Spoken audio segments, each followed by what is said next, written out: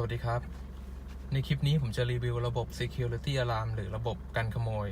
ในรถยนต์ Mitsubishi Titan ปี 2017 ระบบนี้เป็นระบบเดียวกัน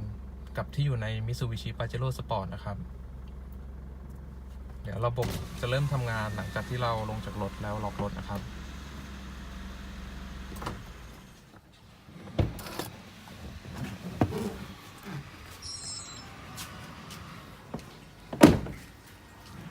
ปิดประตูนะครับแล้วกดล็อกรถด้วยรีโมทระบบเริ่มทำงาน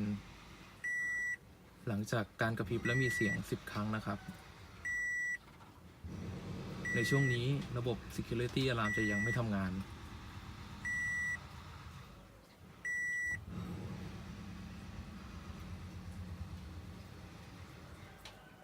เมื่อไฟของระบบ Security Alarm กระพริบ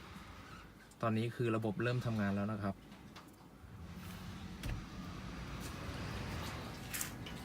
หากมีการเข้าไปในตัวรถโดยที่ไม่ได้ปลดล็อกจากรีโมทเช่นทุบกระจกหรืองัดประตูเข้าไปนะครับผมจะสาธิตให้ดูนะครับหลังจากที่เปิดประตูได้นะครับแต่จะดังแล้วก็ไฟฉุกเฉินจะกระพริบนะครับ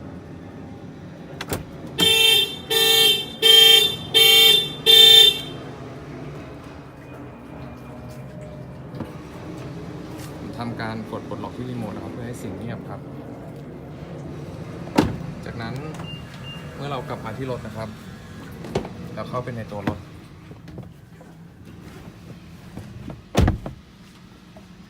เมื่อเรากดสตาร์ทเครื่องยนต์นะครับจะมีไฟกระพริบแสดงว่ามีการบุกรุกได้ถูกบุกรุกนะครับ